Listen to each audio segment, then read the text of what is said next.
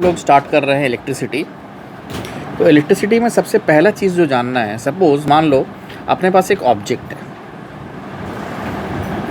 Object है या फिर एक सब्सटेंस है या फिर एक मैटर है, ठीक है ना। सब कुछ एक ही चीज़ है भाई।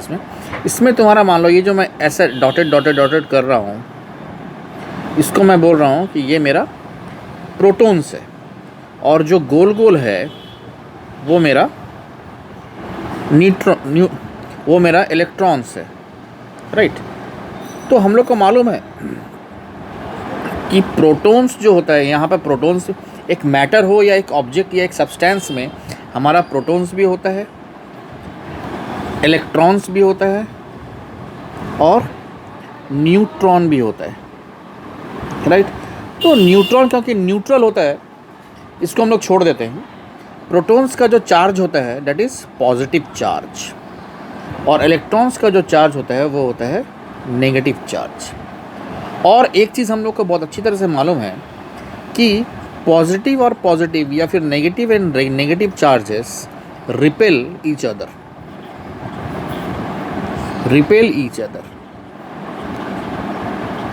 क्यों? सेम चार्जेस या फिर like charges repel each other and opposite charges attract each other. एक अगर नेगेटिव है, एक अगर पॉजिटिव है, तो ये एक दूसरे को अट्रैक्ट करेगा, माने एक दूसरे को अपनी तरफ खींचेगा, attract each other. But same charges like charges repel each other, right. तो ये चीज़ इंपॉर्टेंट है।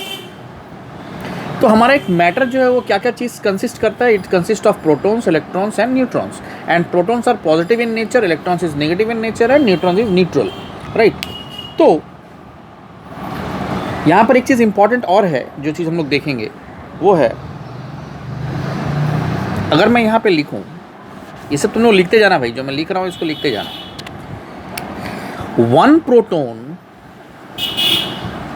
Proton is equals to 1.6 into 10⁻⁻19 coulombs, ठीक है ना।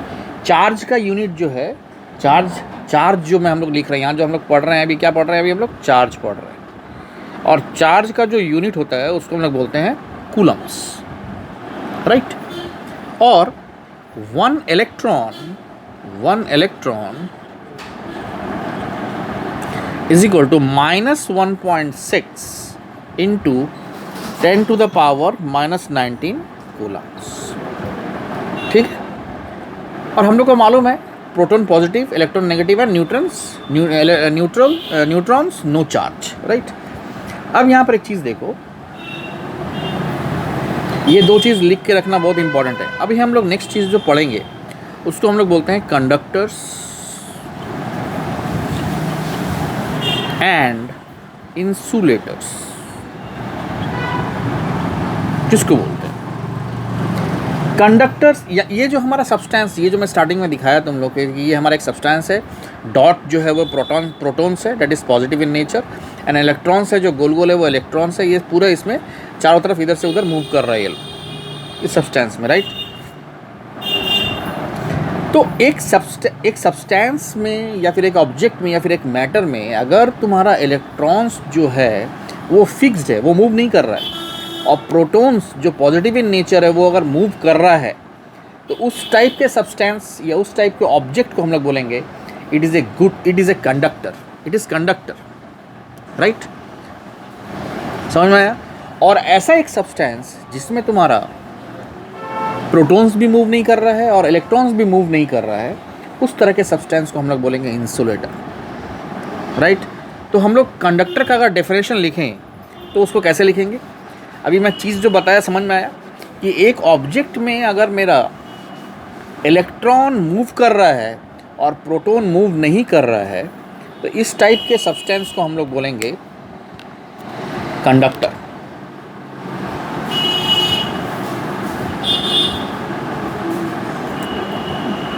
तो कंडक्टर क्या हो गया? इलेक्ट्रॉन्स, यहाँ पे लिखोगे electrons are free to move anywhere inside the matter. Example अगर लेंगे तो हम लोग ले सकते हैं iron, copper. Copper is a good conductor of any metals और गुड कंडक्टर ऑफ इलेक्ट्रिसिटी, याद रखना. इसलिए कभी भी मैं एक एग्जांपल दे रहा हूँ, जैसे कि देखो हम लोग को देखना पतला पतला जो वायर होता है, वायर के ऊपर में प्लास्टिक होता है. That plastics are insulators. But उस प्लास्टिक को जैसे ही हम लोग काटते हैं अंदर से देखना कॉपर निकलता है. That are conductors. So conductors हम लोग किसको बोलते हैं? जिसमें electrons are free to move, जहाँ पे electrons are free to move and protons are fixed. But अगर मैं इंसुलेटर का डेफिनेशन लिखूं तो इंसुलेटर का क्या लिखेंगे? Electrons are not free. Electrons are not free to move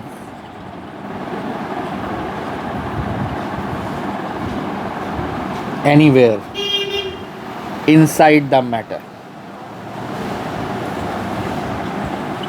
Inside the matter. अगर इसमें हम लोग एग्जांपल लें तो जैसे वुड है, प्लास्टिक है, सो दिस ये क्या है? इसको हम लोग बोलेंगे इंसुलेटर्स. एक देखना प्लग पॉइंट जो होता है 3 पिन का, वो हम अलग अलग, इसका 5 एम्पियर का होता है, 15 एम्पियर का होता है. सॉकेट बोलते हैं हम लोग उसको. जब सॉकेट में जब उस प्लग को लगाते हैं हम लोग, तो उसके बाहर जो पिन होता है वो 3 पिन जो होता है वो कॉपर का बना हुआ रहता है. तो वो जो कॉपर का बना हुआ रहता है that is good conductor of electricity, that is conductor.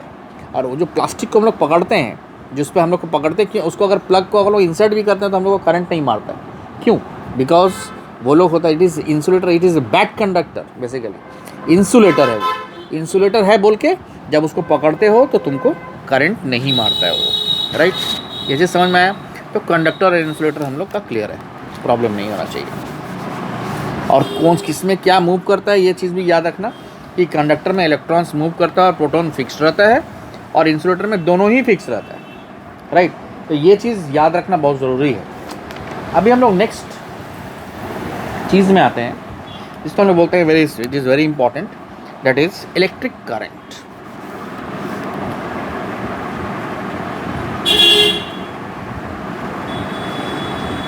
Electric current. अब एक चीज़ देखो, एक पहाड़ के ऊपर से, अगर एक पहाड़ है उसके ऊपर से अगर पानी नीचे की तरफ गिर रहा है मेरा, तो उसको हम लोग क्या बोलते हैं? उसको हम लोग बोलते हैं वाटर करंट.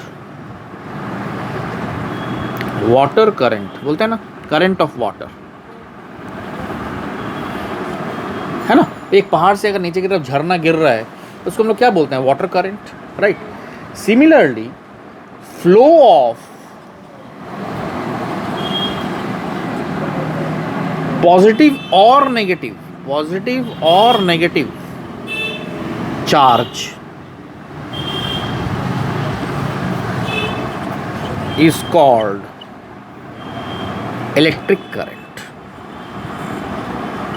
Electric current. जैसे flow of water is called water current, so flow of positive or negative charge is called electric current. Very very important point. मान लो मेरा यहाँ पर कुछ पॉजिटिव चार्जेस है और इस तरफ मेरा कुछ नेगेटिव चार्जेस. पॉजिटिव चार्ज भी इधर मूव कर रहा है, नेगेटिव चार्ज भी मूव इधर कर रहा है. राइट? तो अगर पहले पॉजिटिव चार्ज को देखते हैं. पॉजिटिव चार्ज अगर मेरा इस तरफ मूव कर रहा है तो मेरा करंट फ्लो करने का जो डायरेक्शन होगा वो इस तरफ ही होगा. इलेक्ट्रिक करंट जो फ्लो करेगा वो इसी डायरेक्शन में फ्लो करेगा. अगर मेरा if my positive charge is flow in this direction, electric current also flows in this direction only. Right?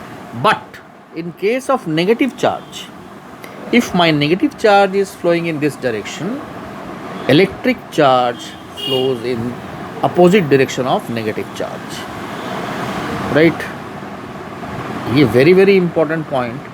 If positive charge is flowing in this direction, then electric current flows in this direction only. But if negative charge is flowing in this direction, electric charge flows in reverse of negative charge, which is very very important. Just मैं इसको बोल रहा हूँ, इतना लिखना मेरे लिए possible नहीं है, इसलिए इस चीज़ को तुम लोग नोट कर लेना भाई, this is very very important. अब यहाँ पर एक चीज़ हम लोग और देखेंगे, this is very important, is electric current जो होता है उसको बेसिकली, या इलेक्ट्रिक करंट जो हो रहा है उसको हम लोग डिनोट करते हैं आई से, right. And I is equal to Q by T. I is equal to Q by T. तो अगर बोलूँ तो इसका डेफिनेशन तुम लोग कैसे लिखोगे, what is Q and what is T. I हो गया तुम्हारा electric current, Q is your charge and T is your time. Q का मतलब हो गया क्या, charge. Flow of charge per unit time is called electric current, right. तो I equals to Q by T. तो इलेक्ट्रिक करंट का definition मैं लिखूंगा नहीं, तुम लोग लिख लेना, मैं बोल रहा हूँ फिर से. The electric current is defined as the rate of flow of electric charge through any cross section area of a conductor. So I equals to Q by T. अब यहाँ पर जो इम्पोर्टेंट पार्ट चीज़ जो तो लिखना है तुमको कि electric current is scalar quantity. Scalar quantity, electric current is scalar quantity. Very very important point two note कि इलेक्ट्रिक करंट जो होता है वो स्केलर. अब मुझे जहाँ तक लगता है तुम लोग को पता होगा कि what is scalar and what is vector quantity, right. तो मैं इसको अलग से डिफाइन नहीं करने जा रहा हूँ. तो electric current is a scalar quantity, इतना जानना काफ़ी है. अब यहाँ पर जो नेक्स्ट चीज़ हम लोग देखेंगे that is ampere. What is ampere, हम लोग को मालूम है एसआई यूनिट्स. तो एसआई यूनिट्स में अगर मैं इलेक्ट्रिक करंट का जो यूनिट होता है उसको हम लोग बोलते हैं एम्पियर. माने इलेक्ट्रिक करंट का यूनिट है क्या, एम्पियर, जिसको हम लोग डिनोट करते हैं तुम्हारा ए से. और इसको डिफाइन कैसे करेंगे, it is the SI unit of current. सबसे पहले तो ये लिखना. नेक्स्ट लिखना, if 1 coulomb of charge, if 1 COULOMB, coulomb का स्पेलिंग होगा COULOMB. If 1 coulomb of charge flows through any cross section of a conductor in 1 second, in coulomb per second, माने ampere का मतलब क्या हुआ, कूलम पर सेकेंड. मैं फिर से बोल रहा हूँ, if 1 coulomb of charge flow through any cross section of a conductor in 1 second, then the current through it is said to be 1 ampere. इसका मतलब क्या हुआ, 1 ampere of current is equal to 1 coulomb by 1 second. That is ampere equals to coulomb per second. ये चीज़ को note करके रखो भाई, मैं जो बोल रहा हूँ उसको नोट करना. मेरे लिए सब कुछ लिखना यहाँ मेरे लिए पॉसिबल नहीं है, ठीक है ना. तो मैं जो बोल रहा हूँ बहुत आस्ते आस्ते बोल रहा हूँ, तुम उसको पॉज कर करके भी तुम लिख सकते हो, और जो मैं लिखने का जो चीज़ इंपॉर्टेंट चीज़ है वो मैं लिख दे रहा हूँ, राइट. तो सबसे पहले ampere is what, it is 1 coulomb per second. तो हम लोग उसको बोलते हैं. तो हम लोगों ने क्या क्या देखा कि तुम्हारा जो इलेक्ट्रिक करंट है it is scalar quantity. Second, electric current का यूनिट जो होता है वो तुम्हारा एम्पियर होता है, और 1 ampere is equal to what, 1 coulomb per second. इतना चीज़ हम लोगों ने देखा. अभी हम लोग एक चीज़ और देखेंगे, जो चीज़ इसको भी इंपॉर्टेंट करो, वो बहुत इंपॉर्टेंट है.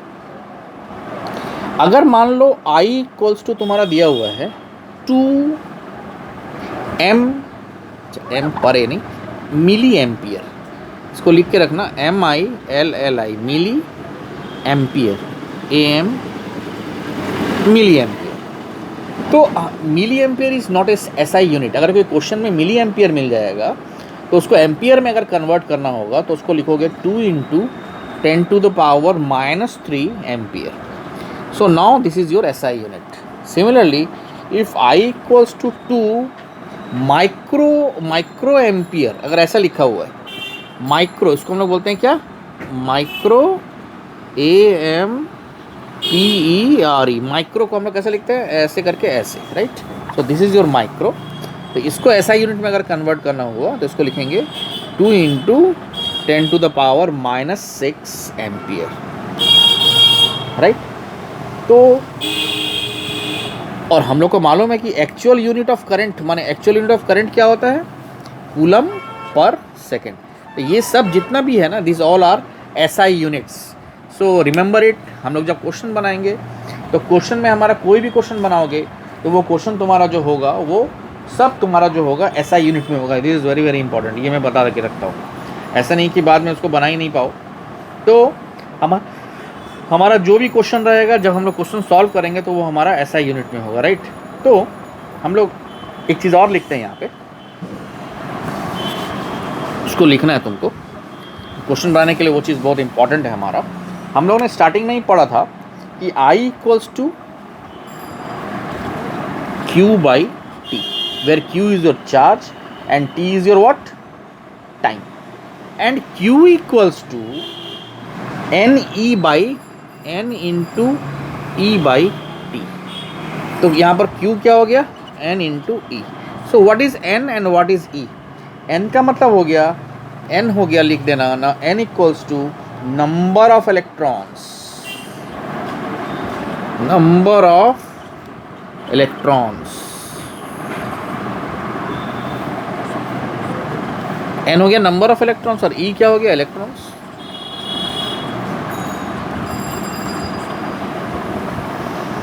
ठीक है ना, ये चीज़ समझ में आ गया। तो हम लोग को ये इसको नोट करके रखना, this is very very important. Charge का मतलब क्या है, नंबर ऑफ इलेक्ट्रॉन्स, उसी को तो हम लोग चार्ज बोलेंगे ना। तो नंबर ऑफ इलेक्ट्रॉन्स और E का मतलब हो गया electrons. So I = Q/T, where Q = NE। ये भी हम लोग को याद रखना है, this is again very very important, right. अब देखो यहाँ पर एक छोटा सा क्वेश्चन करते हैं हम लोग। क्वेश्चन मैं बोल रहा हूँ, तुम लोग लिख लेना। क्वेश्चन ऐसा है अपना, एक current of 150 milliampere flows through a circuit for 2 minutes. Find the amount of charge that flows through the circuit. तो हम लोग को यहाँ पर क्या क्या दिया हुआ है, यहाँ पे हम लोग को दिया हुआ है करंट I = कितना दिया हुआ है, 150 मिली एम्पियर। इसको एम्पियर में कन्वर्ट में करने के लिए क्या करेंगे, 150 × 10⁻, बोलो, तुम लोग को समझना होगा यार, मैं तो बता ही दूंगा।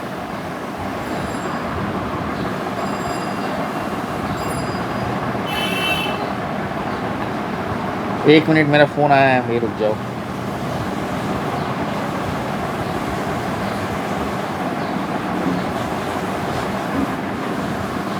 ओके, तो हम लोग इसको क्या लिखेंगे, 150 × 10⁻³ एम्पियर हो गया। ठीक है, टाइम कितना दिया हुआ है, 2 मिनट्स। तो इसको हम लोग क्या करेंगे, minute is not a SI unit, तो इसको सेकंड में चेंज करना पड़ेगा। तो 2 × 60 सेकेंड्स, तो 120 सेकेंड्स। अब हम लोग को मालूम है Q = I × T। हम लोग को मालूम था ये I = Q/T होता है। तो हम लोग यहाँ से लिख सकते हैं Q = I × T, which is equals to, I हमको मालूम है कितना है, 150 × 10⁻³ × T कितना है, 120। इसको सॉल्व करेंगे तो ये कितना हो जाएगा, 1 2 15 और 12, 15 और 12 कितना हो जाएगा, अभी खा नहीं जा सकता, 0 3 180 और 2 0 × 10⁻³ दैट इज इक्वल्स टू, ये 0 3 0 और ये 3 0 कट जाएगा तो 18 कूलम्स। चार्ज का यूनिट क्या होता है, coulombs. So 18 coulomb is your answer. मैं क्वेश्चन एक बार रिपीट कर देता हूँ। A current of 150 milli ampere flows through a circuit for 2 minutes. Find the amount of charge that flows through the current. Right? अब हम लोग नेक्स्ट क्वेश्चन में आते हैं, which is again very very important question. अब ये basic question से करो, जब टफ क्वेश्चन आएगा तो मैं बताऊंगा टफ क्वेश्चन करने के लिए. अभी बेसिक से ही स्टार्ट करो. नेक्स्ट बेसिक क्वेश्चन है हमारा, a total of 6 × 10⁻46 electrons flows through a current carrying conductor when connected through an external power supply for 20 seconds. Find the value of current in conductor. Find the value of current in the conductor. Right? तो इसको कैसे करेंगे?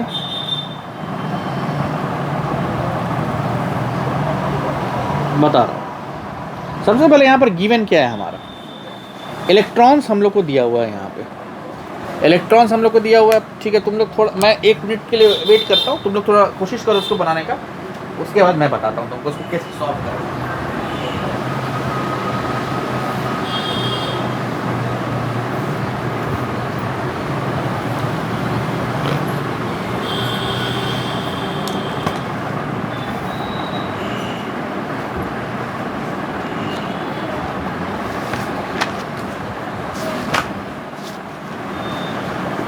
हाँ हाँ हाँ,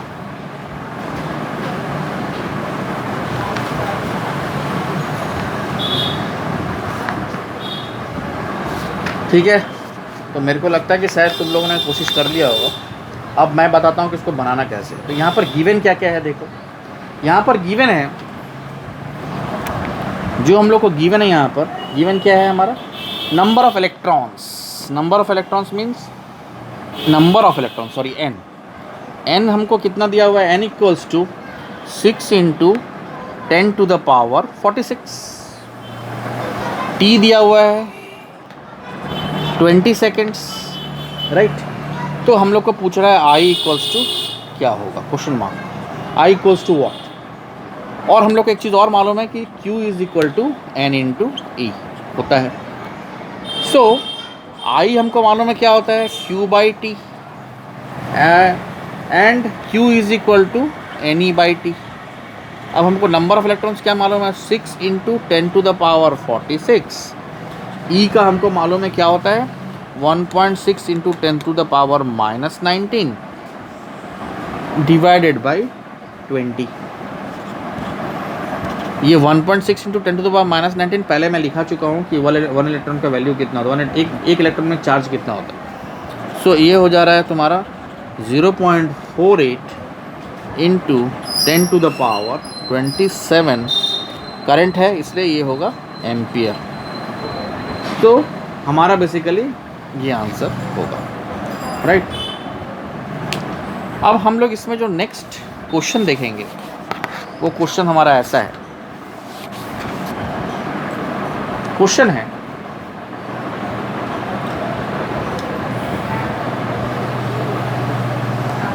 विच metal is used. Question तुम लोग खुद लिख लेना भाई.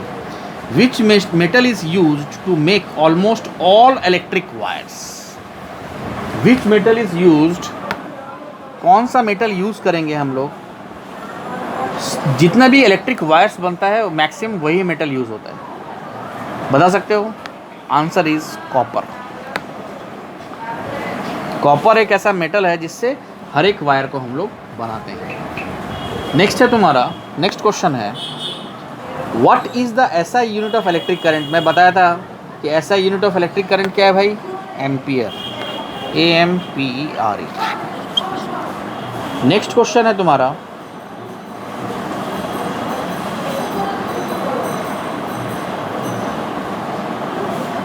ए current of 0.5 ampere is drawn by a filament of an electric bulb for 10 minutes. Find the amount of electric charge that flows through the circuit. Right? ये हमारा क्वेश्चन है. क्या है question? A current of 0.5 ampere is drawn by a filament of an electric bulb for 10 minutes. Find the amount of electric charge that flows through the circuit. Right?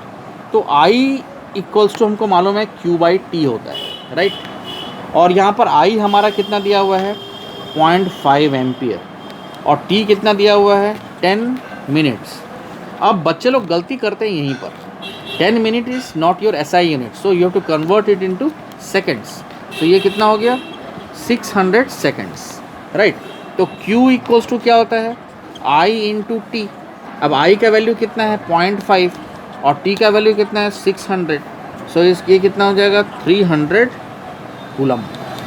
Charge का unit क्या होता है coulomb, तो इसका answer होगा coulomb, ये answer होगा 300 Coulomb's.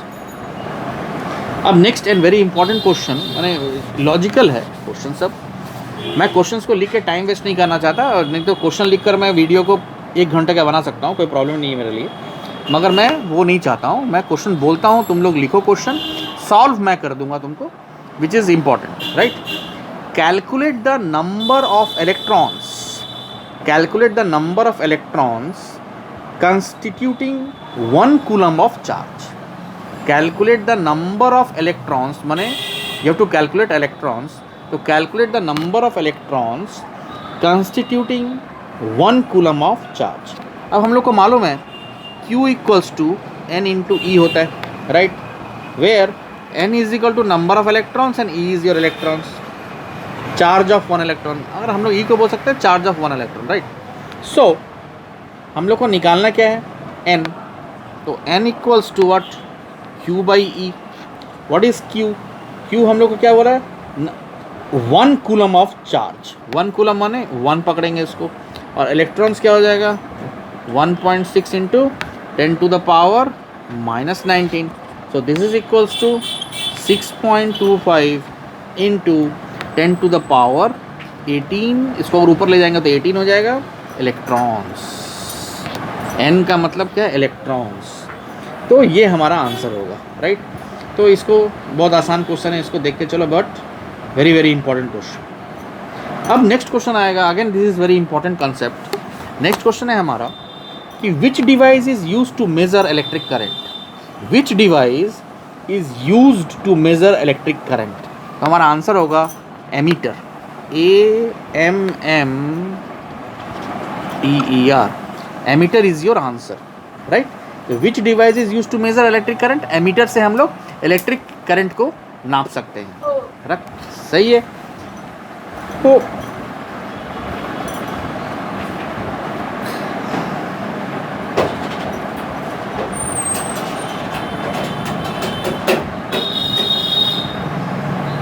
यहां तक समझ में आ गया।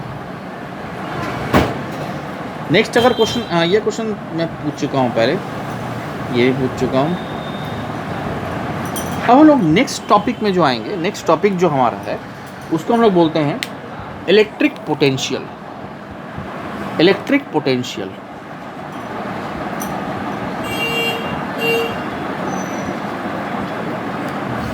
इलेक्ट्रिक POTENTIAL, इलेक्ट्रिक पोटेंशियल, ये क्या चीज़ है, ठीक है ना। Again very very important topic, electric potential.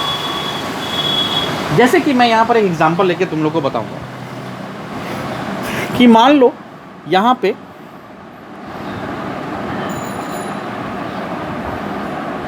एक लड़की खड़ी है,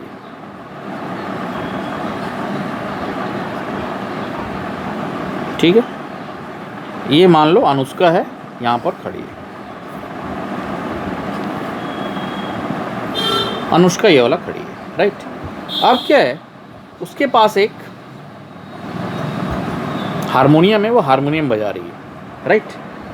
तो अगर वो मान लो एक इनफाइनाइट डिस्टेंस पे खड़ी है, माने डिस्टेंस इज नॉट फाइनाइट, एक अन माने हम लोग को मालूम नहीं है वो कहाँ खड़ी है, वो एक इसलिए इसको पकड़ ले रहे हैं कि वो एक इनफाइनाइट, इसको बोलते हैं इन्फिनिटी, इनफाइनाइट डिस्टेंस पे वो खड़ी है। सपोज इस डिस्टेंस से वो बेसिकली ये जगह मेरा एक ए बोल के एक पॉइंट है, यहाँ पे वो आना चाहती है, तो यहाँ से यहाँ आने के लिए उसका कुछ चार्ज जो है वो यहाँ पर स्टोर होगा, राइट। क्योंकि वो हारमोनियम बजाते बजाते आ रही है, अगर यहाँ से यहाँ तक आ रही है तो उसका कुछ एनर्जी यहाँ पर आने पे वेस्ट हो रहा है, तो यहाँ पे जो उसका एनर्जी था वो एनर्जी को यहाँ से यहाँ आने में कुछ तो एनर्जी उसका कम होगा।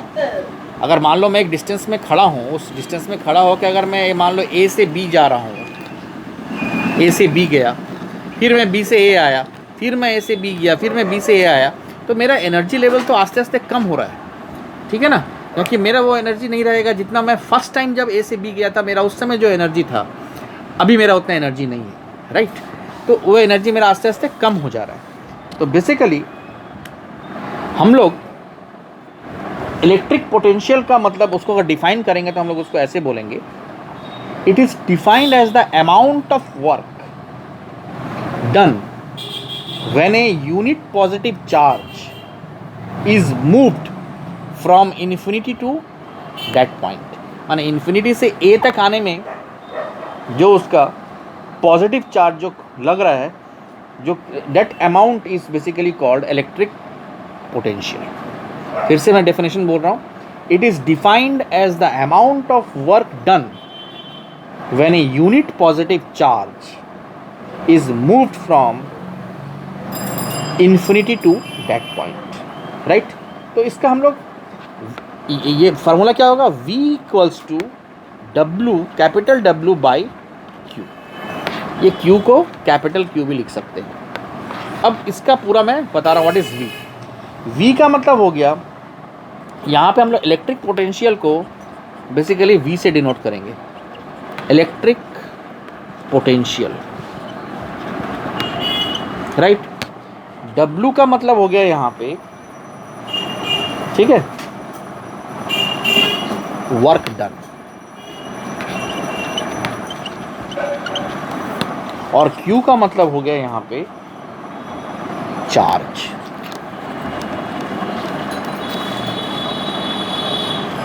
ठीक है ना। तो ये जो V है ये, मगर ये इसको स्मॉल v ही पकड़ना, right, these are small v's, V equals to W by Q। तो SI unit of potential, electric potential is volts.